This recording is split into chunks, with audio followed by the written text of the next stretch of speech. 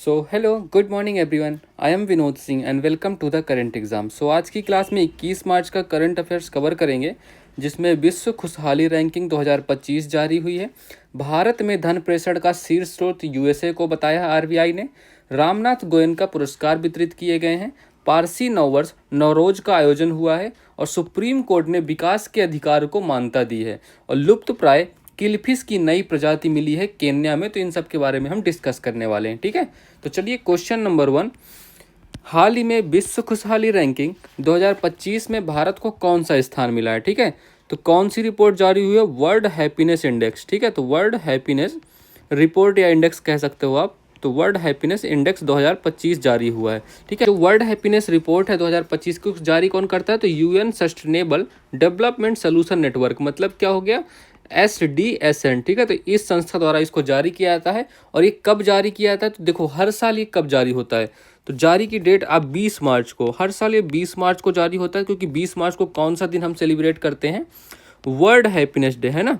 तो world happiness day celebrate करते हैं हर साल, इसी दिन इसको रिलीज किया जाता है, ठीक है। तो ये भी आपको ध्यान रखना है। चलो ओके। तो अब इसमें पहला स्थान सबसे ज़्यादा खुशहाली वाला देश कौन सा, जहाँ के लोग सबसे ज़्यादा खुश रहते हैं? तो ये पिछले 8 सालों से फिनलैंड के लोग बहुत ज़्यादा खुश रहे हैं, ठीक है। तो लास्ट 8 ईयर से ये टॉपर रहा है इस संस्था में, ठीक है। और सेकंड नंबर पे किसका स्थान है? सेकंड नंबर पे आपका डेनमार्क हो गया, ठीक है। डेनमार्क हो गया। और थर्ड नंबर पे कौन है? थर्ड नंबर पे आपका आइसलैंड है, ठीक है। तो थर्ड नंबर पर आइसलैंड है। तो ये टॉप 3 हो गया आपके। अब बताओ आपको भारत की क्या रैंक है, भारत की स्थिति क्या है? तो भारत की स्थिति है, भारत की 118 है 147 देशों में। तो 147 देशों में भारत की रैंक कौन सी होगी? 118 नंबर की, ठीक है। और 2024 में क्या थी? तो पिछले साल की तुलना में इस साल हम लोग बढ़िया प्रदर्शन किए हैं। तो पिछले साल हमारी रैंक थी 126। अब देखो, एक मैं आपको चौंकाने वाला फैक्ट बताता हूँ, क्योंकि भारत की तो इतनी है, लेकिन भारत से ज़्यादा खुश लोग हैं पाकिस्तान के। समझ रहे हो आप? मैं आपको लिखता हूँ। देखो, भारत के कुछ पड़ोसी देश हैं, उनकी लिख लो। पाकिस्तान की रैंक क्या है? 109। पता नहीं, इन्होंने चैंपियंस ट्रॉफी इनके यहाँ आयोजित हुई, वहाँ पर ना फाइनल हुआ ना ये फाइनल में हुए, फिर भी ये लोग क्यों खुश हैं? पता नहीं क्या ही है, उसमें इनको हमेशा नुकसान ही होता है, ठीक है। और चाइना की रैंक क्या है? तो चाइना की रैंक है 68, ठीक है। चाइना की रैंक 68 हो गई। और इसके पड़ोसी थे नेपाल। नेपाल वाले पता नहीं मोमोज खा खा के खुश हैं, है ना। तो नेपाल की रैंक है 92। तो नेपाल की रैंक 90 होगी। यूएसए की क्या रैंक है? यूएसए की भी रैंक लिख लो। यूएसए की 24 है। और अफगानिस्तान की सबसे लास्ट है। अफगानिस्तान की रैंक ये बिल्कुल लास्ट में है। लास्ट में कौन सा नंबर? 147। सबसे दुखी लोग कहाँ के हैं? अफगानिस्तान के लोग सबसे ज़्यादा दुखी हैं, ठीक है। तो ये बातें आपको ध्यान रखनी है।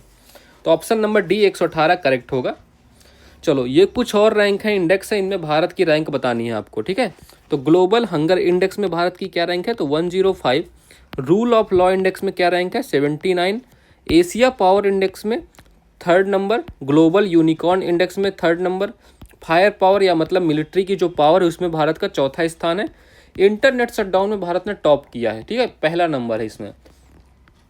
साइबर क्राइम इंडेक्स में कौन सी है? 10वीं रैंक है भारत की। प्रेस फ्रीडम इंडेक्स मतलब जो पत्राचार है उसमें कौन सी रैंक है? 159, ठीक है। ह्यूमन डेवलपमेंट इंडेक्स में क्या रैंक है? तो 134 रैंक है। जेंडर इनइक्वालिटी इंडेक्स में क्या रैंक है? 108। वर्ल्ड इन्वेस्टमेंट रिपोर्ट में क्या रैंक है? 15 रैंक है। इन्वेस्टमेंट के मामले में भारत की 15वीं रैंक है। करप्शन परसेप्शन इंडेक्स की जो भी हाल ही में इस साल की रिपोर्ट आई है उसमें भारत का 96 स्थान है। पहले 93 था पिछले साल, इस साल 96, मतलब और ही गंदा हो गया है इनका, ठीक है सीन। चलो क्वेश्चन नंबर 2। हाल ही में आरबीआई सर्वेक्षण के अनुसार वित्त वर्ष 2023-24 में भारत में धन प्रेषण का शीर्ष स्रोत कौन सा था? देखो, अभी आरबीआई ने एक रिपोर्ट जारी की है। क्या रिपोर्ट जारी की है? धन प्रेषण के लिए, मतलब धन कौन भेजता है? आप लोग भेजते होगे ना, अपनी गर्लफ्रेंड को रिचार्ज करते होगे, उसके आइसक्रीम के लिए, उसके मोमोज खाने के लिए पैसे भेजते हो ना, या फैमिली को भेजते हो आप लोग। जब बाहर से भारत, विदेश से कोई भारत में पैसे भेजता है तो उसको हम रेमिटांसेस कहते हैं, ठीक है। तो रेमिटांसेस, इसके लिए आरबीआई ने एक रिपोर्ट जारी की है, ठीक है। तो ये सर्वे किस वर्ष के लिए है? सर्वे टाइम पीरियड क्या है इस सर्वे का? तो टाइम पीरियड है आपका 2023-24। तो मतलब 2023-24 में किस देश से भारत में सबसे ज़्यादा पैसा आया, तो ये इसका मतलब ये हो गया, ठीक है। तो मैक्सिमम पैसा कहाँ से आया? मैक्सिमम जो धन प्रेषण हुआ है उसमें पहले नंबर पे कौन है? तो पहले नंबर पे आपका यूएसए है, ठीक है। तो पहले नंबर पे यूएसए आ गया है। यूएसए से भारत के टोटल का 100 में से 27.7% पैसा यूएसए से आया है, ठीक है। ये आपको ध्यान रखना है। और दूसरे नंबर पे कौन है, देखो पहले अभी तक ये टॉप पे था यूएई, बट इस साल यूएसए ने इसको ओवरटेक कर दिया है और यूएई से 19.2% पैसा आया है, ठीक है। तो ये दोनों टॉप पे हैं, इनको आपको ध्यान रखना है।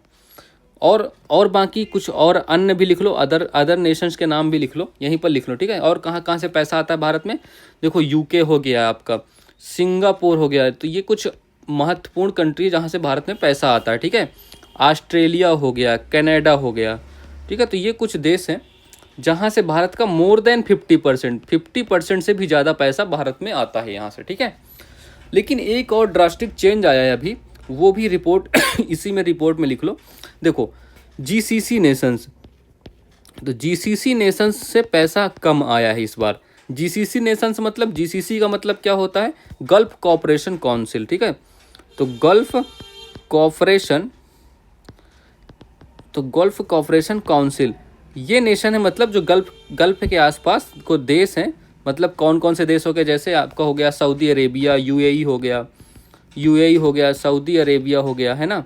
और कौन से, कुवैत, कतर, तो ये सब कंट्री से पैसा इस बार कम हुआ है। तो कुवैत जैसे, कतर हो गया और ओमान हो गया, ठीक है। तो इन सब देशों से देखो 2016-17 में, तो 2016-17 में कितना पैसा आया था यहाँ से हमारे पास पैसा आया था कितना, 46.7%। बट इस साल कितना आया है, इस साल हमारे पास सिर्फ 37.9% आया, मतलब डिक्रीज हुआ है ये अमाउंट।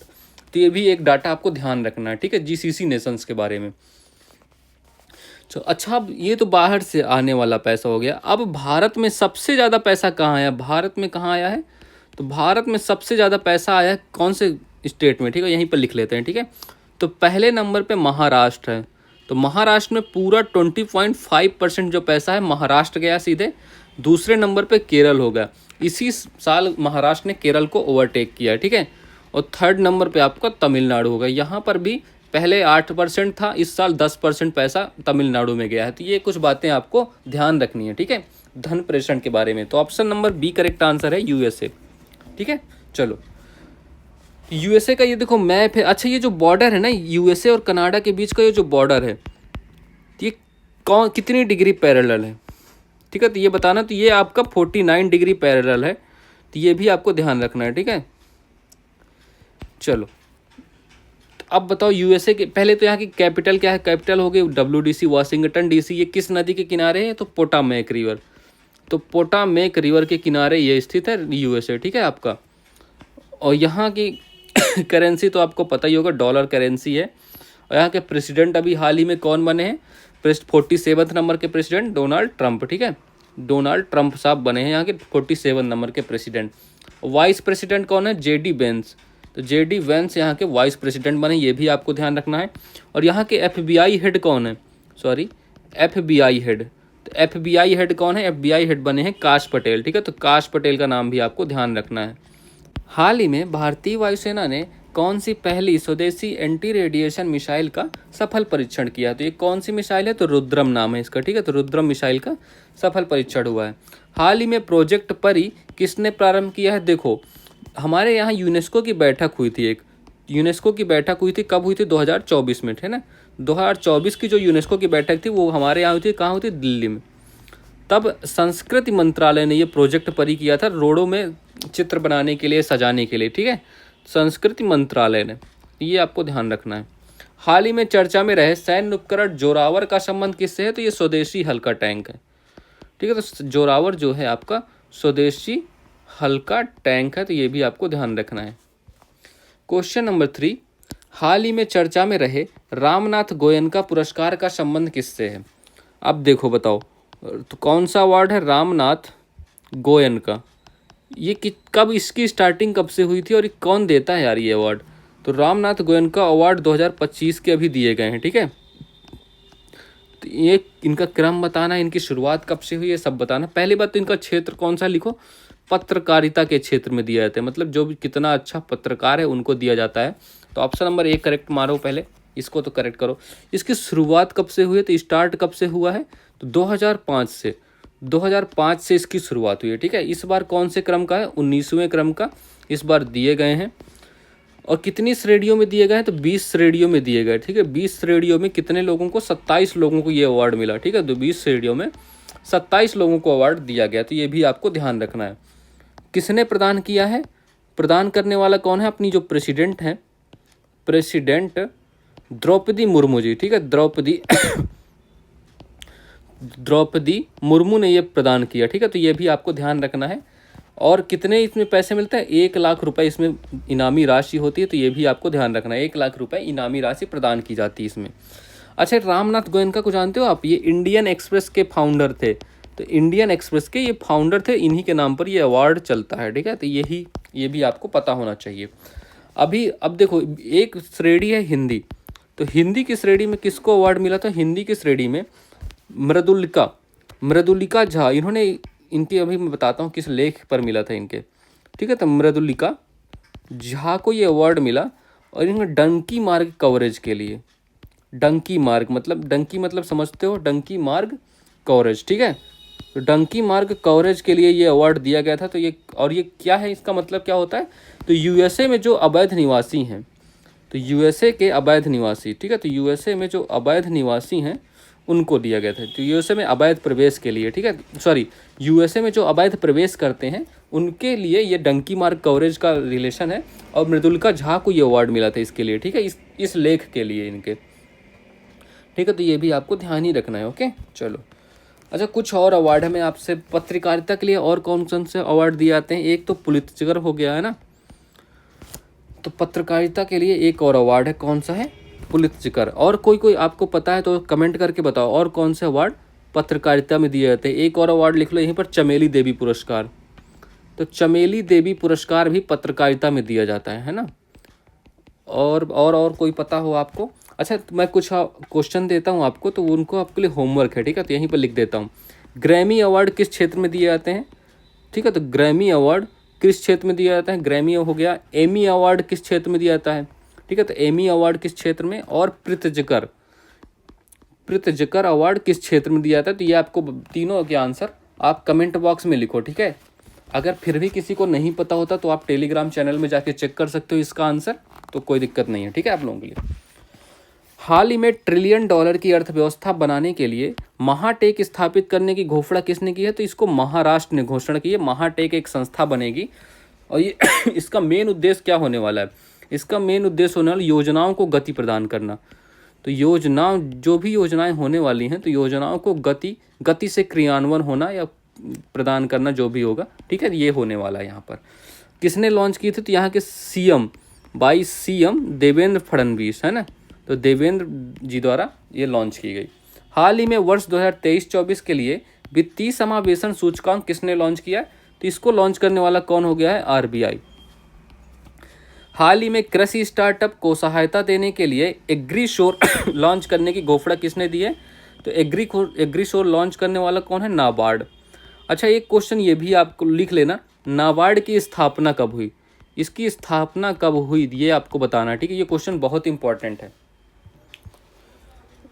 क्वेश्चन नंबर 4, हाल ही में पारसी नववर्ष नवरोज मनाया गया है, इसे यूनेस्को की सांस्कृतिक विरासत सूची में कब शामिल किया गया? देखो, अभी कौन सा त्यौहार मनाया गया? नवरोज त्यौहार, ठीक है। तो नवरोज त्यौहार का आयोजन किया गया। और इसका अर्थ क्या होता है?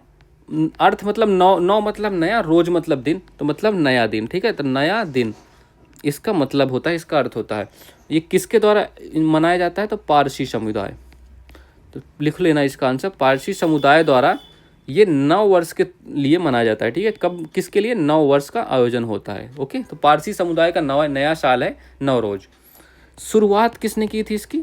स्टार्ट करने वाला कौन है? तो इस पैगंबर जोरास्टर ने, ठीक है। तो पैगंबर जोरास्टर ने इसकी शुरुआत की थी, तो ये भी आपको ध्यान रखना है। तो पैगंबर जोरास्टर ने इसकी शुरुआत की। और यूनेस्को की अमूर्त धरोहर में, अच्छा, इसको कब शामिल किया गया? ये क्वेश्चन रहा है आपका। तो यूनेस्को में इसको कब शामिल किया गया बताओ, ठीक है। तो पहली बात, कौन सी श्रेणी है? अमूर्त धरोहर। तो अमूर्त धरोहर श्रेणी में इसको शामिल किया गया है कब? 2016 में, ठीक है। तो ये भी आपको ध्यान रखना है।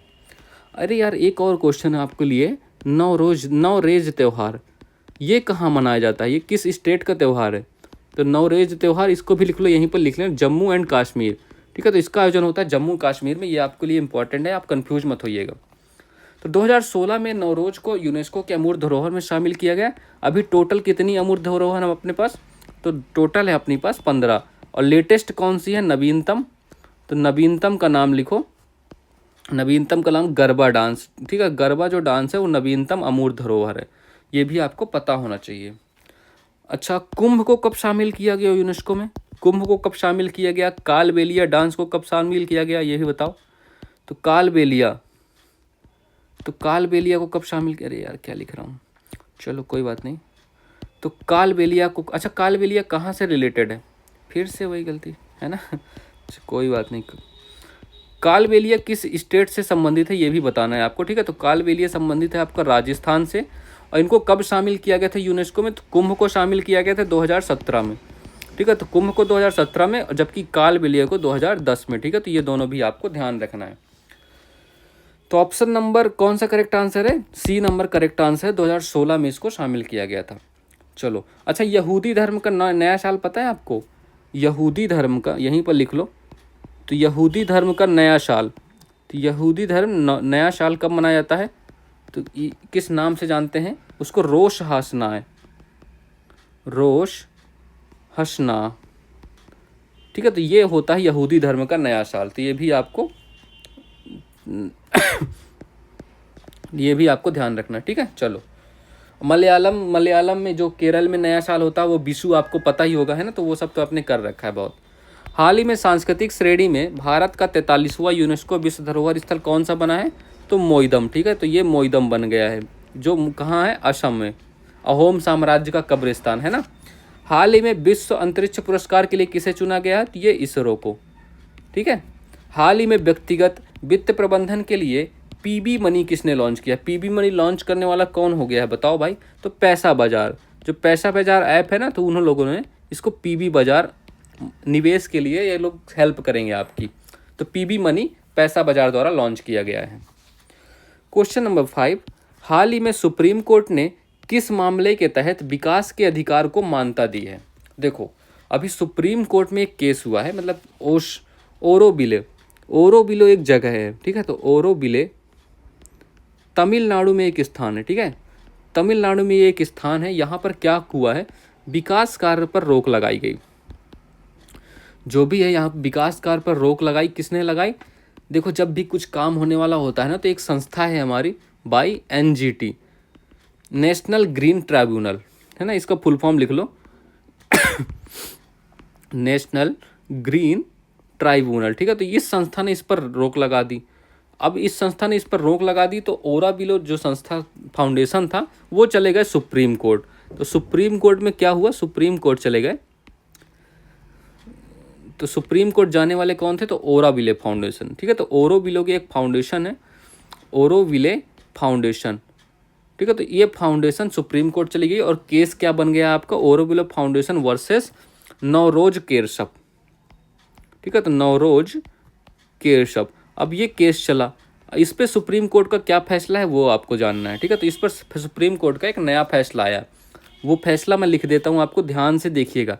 तो सुप्रीम कोर्ट ने क्या कहा, निर्णय क्या आया, निर्णय लिखो यहाँ पर। तो निर्णय जो भी आया वो अच्छा ही था, मतलब, लेकिन देखो क्या, स्वच्छ पर्यावरण के लिए, स्वच्छ पर्यावरण, ये फैसला पूरा आपको याद होना चाहिए, स्वच्छ पर्यावरण के अधिकार, तो स्वच्छ पर्यावरण के अधिकार के समान विकास का अधिकार भी है, ठीक है। तो ये मतलब स्वच्छ पर्यावरण की, जैसा भी आपको स्वच्छ पर्यावरण चाहिए तो विकास भी तो जरूरी है, ये कहा गया इनके द्वारा, ठीक है।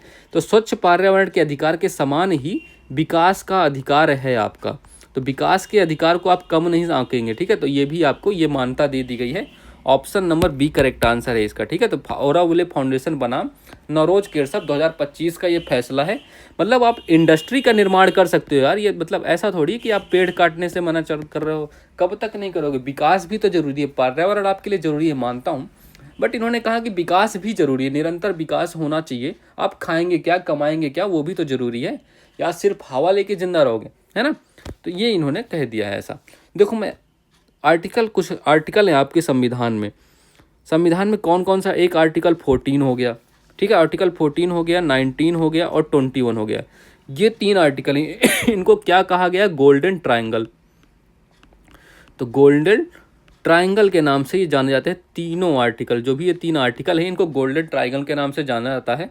अब ये तीनों आपको पता होगा तीनों का मतलब क्या। आर्टिकल 14 में क्या है? कानून के समझ समता, कानून समान हो, ठीक है, तो कानून समान हो। 19 में क्या है? फ्रीडम, आपको स्वतंत्रता वगैरह, है ना, तो इसमें 6 प्रकार की स्वतंत्रता की बात की गई। 21 में क्या है? स्वच्छ पर्यावरण या जीवन का अधिकार, स्वच्छ पर्यावरण या जीवन का अधिकार है इसमें। तो मतलब इन तीनों की समान रूप से ज़रूरत है, ऐसा नहीं कि आप एक से काम चल जाएगा, तो तीनों की समान रूप से ज़रूरत है। तो इसलिए सुप्रीम कोर्ट ने ऐसा निर्णय दिया। तो option number B correct answer है आपका जी, ठीक है। तो ये राष्ट्रीय हरित अधिकरण जो भी है इनकी जो बाधा लगाई थी इन्होंने उसको हटा दी गई है।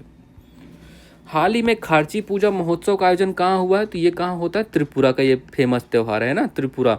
और यहाँ पर क्या होता है? कौन सा त्यौहार? एक गरिया पूजा भी होता है, गरिया पूजा या होजागिरी, होजागिरी भी यहीं का महोत्सव है, ठीक है। हाल ही में विंबलडन पुरुष एकल 2024 का विजेता कौन है? तो कार्लोस अलकराज। तो कार्लोस अलकराज जी ये यहाँ के विजेता हैं, ठीक है। अच्छा, 2025 में अभी कौन सा हुआ है? 2025 में हुआ है ऑस्ट्रेलिया ओपन।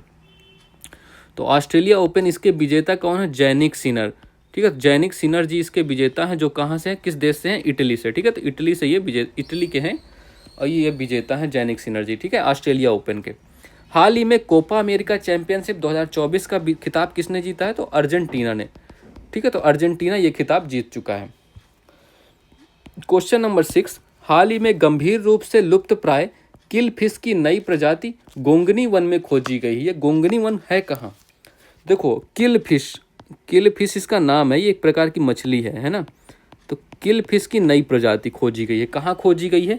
गंगोनी वन, गोंगोनी, ठीक है। तो गोंगोनी वन ये कहाँ है आपका? ये वन है आपका कहाँ स्थित है? केन्या में, ठीक है।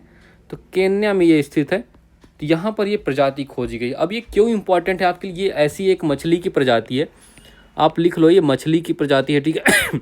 वैसे नाम से ही पता चल रहा है, फिर भी आपको पता होना चाहिए। अब इसको IUCN की, तो IUCN की रेड डाटा बुक में, IUCN में कौन सी होती है? रेड डाटा बुक होती है। तो इसमें इसको किस श्रेणी में रखा गया है? इसको रखा गया है गंभीर रूप से लुप्त प्राय श्रेणी में। तो गंभीर रूप से लुप्त प्राय श्रेणी में इसको ऐड किया गया है और इसकी भी हाल ही में नई प्रजाति मिली है, ठीक है। तो इसलिए लुप्त प्राय, ठीक है, ये क्या लिख दिया? लुप्त प्राप्त लिख दिया क्या? ठीक है। तो इसलिए ये आपके लिए ये क्वेश्चन महत्वपूर्ण है। IUCN के बारे में पता होगा आपकी, इसकी स्थापना कब हुई थी? 1948 में इसकी स्थापना हुई। इसका हेडक्वार्टर कहाँ है? इसका हेडक्वार्टर है ग्लैंड, स्विट्जरलैंड, ठीक है। तो ग्लैंड स्विट्जरलैंड में इसका हेडक्वार्टर है और इसका फुल फॉर्म भी लिख लो, यहीं पर लिख लो, ठीक है। तो international union for conservation of nature, ठीक है। तो कंजर्वेशन पूरा लिख लो, कंजर्वेशन फॉर ऑफ नेचर, ठीक है। तो ये अब इसका फुल फॉर्म हो गया। तो ये भी आपको ध्यान रखना है। तो इसकी स्थापना 1948 में हुई, ये ज़्यादा इंपॉर्टेंट है, ठीक है। तो ये आपको इसलिए आपको ध्यान रखना है। तो कहाँ मिली है? केन्या में। केन्या के बारे में कुछ पता है आपको? चलो यहीं पर लिखो। इसकी कैपिटल क्या है? पहली बार, केन्या की कैपिटल है नैरोबी, है ना। तो नैरोबी यहाँ की कैपिटल है। और यहीं पर किसका हेडक्वार्टर है यार? यहाँ पर यूनेप का हेडक्वार्टर है, केन्या में ही यूनेप का हेडक्वार्टर है। और यहाँ पर एक मसाई ट्राइब करके रहती है, मसाई नाम की एक ट्राइब रहती है जो फेमस ट्राइब है केन्या से। तो ये कुछ बातें आपको केन्या के बारे में ध्यान रखना है, ठीक है। तो option number A correct answer है, केन्या। हाल ही में लोकसभा सचिवालय ने संसद भाषणी शुरू करने के लिए किसके साथ समझौता किया है? तो लोकसभा सचिवालय ने मैटी के साथ, मिनिस्ट्री ऑफ इलेक्ट्रॉनिक्स, है ना।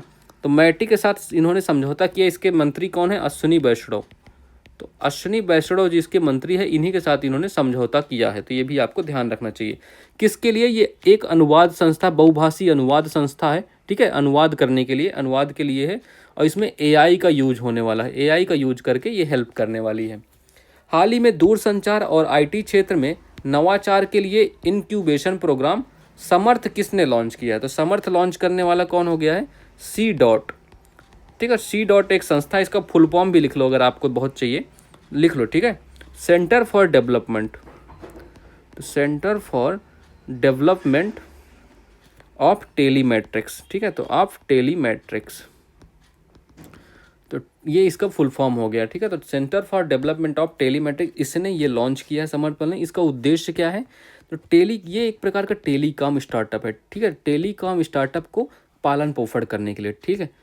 तो टेलीकॉम स्टार्टअप का पालन पोषण होने वाला है इसमें, ठीक है। तो पालन पोषण, ठीक है। तो ये भी आपको ध्यान रखना है, ठीक है। चलो, so that's all for this class. Please like करना, शेयर करना और सब्सक्राइब करना मत भूलना, ठीक है। चलो, all the best, have a good day and thank you.